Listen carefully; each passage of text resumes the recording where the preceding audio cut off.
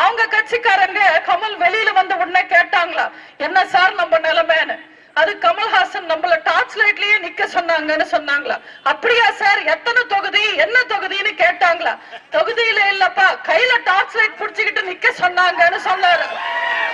இவரெல்லாம் திமுகவை எதிர்த்து டார்ச் லைட்டை வீசி டிவி எல்லாம் உடைச்சு கட்சி ஆரம்பிச்சாரு.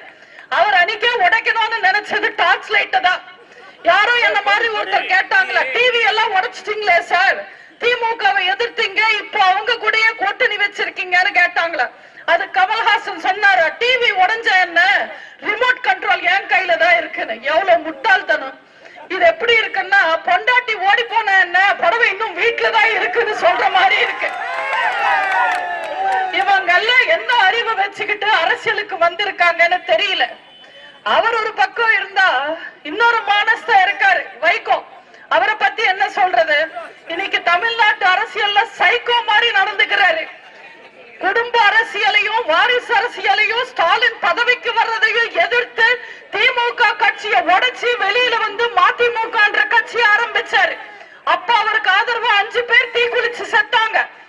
அவங்கள பத்தி கவலைப்படாம இன்னைக்கு மாறி மாறி கூட்டணி வச்சுக்கிட்டு பொட்டி வாங்கிட்டு கடைசி வரைக்கும் எந்த தேர்தலையும் ஜெயிக்காம இன்னைக்கு அவரோட வாரிசுக்கு ஒத்த சீட்டு கேட்டு அதே ஸ்டாலின் கிட்ட கை கட்டிக்கிட்டு உட்கார்ந்து இருக்காரு. இவங்களுக்கெல்லாம் வெக்கமான சூடு சொர்ணம் இருக்குன்னு நீங்க நினைக்கிறீங்களா? இவங்க எல்லாம் தமிழ்நாட்டு அரசியலுக்கு தேவையா? அந்த கூட்டணியில இன்னொருத்தர் இருக்காரு, திருமாவளவன். அவரை பார்த்தா எனக்கு ஒரு வடிவேலு காமெடி ஞாபகம் வரும்.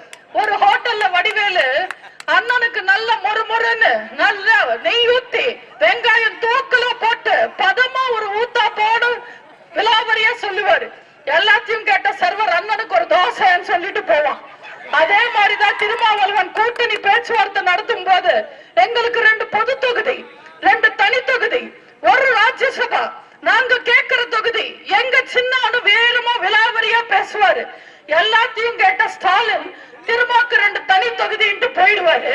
இவரும் வாய மூடிக்கிட்டு வாங்கிட்டு வந்துடுவாரு. இவரெல்லாம் ஜாதி தலைவர் இல்ல, நான் சமூக நீதி தலைவர்னு சொல்லிக்கிறதுக்கு வெக்கப்படணும். இவங்க எல்லாரும் கூட ஒரு வகை, ஆனா காங்கிரஸ் இருக்கு, அது இன்னொரு தனி வகை. இன்னைக்கு தமிழ்நாட்டுல காங்கிரஸ்ல நிக்க வைக்கிறதுக்கு வேட்பாளர் இல்ல, வேட்பாளர் இல்லாம தவிக்கிறாங்க காங்கிரஸ்ல. அவங்க எல்லாரும் கூட சேர்ந்து ஆலோசனை கூட்டம் நடத்தி எங்களுக்கு 6 சீட்டு போதும்னு முடிவு பண்ணாங்களா. 6 சீட்டுன்னு ஒரு துட்டு சீட்ல எழுதி ஸ்டாலின் கையில கொடுத்திருக்காங்க காங்கிரஸ். அந்த சீட்டு தலைகீழியா படிச்ச ஸ்டாலின் 9 சீட்டு கொடுத்துட்டாரு. இப்ப காங்கிரஸ்க்கு என்ன பண்ணணும்னு தெரியல. செல்வ பெருந்தகைக்கு கட்சி புதுசு, பதவி புதுசு, ஸ்டாலின் புதுசு. போக போக அவரோட அறிவு பத்தி தெரிஞ்சுப்பாரு. துண்டு சீட்ல வாஸ்கோட காமான்னு எழுதி கொடுத்தாலே வாசுதேவ கவுண்டர் தான் நம்ம ஆள் படிப்பாரு. அவரெல்லாம் நம்பி துண்டு சீட்டு எழுதி தராங்க. இவங்க எல்லாம் கூட்டணி சேர்ந்து என்ன ஆகும்? கரகாட்டக்காரன்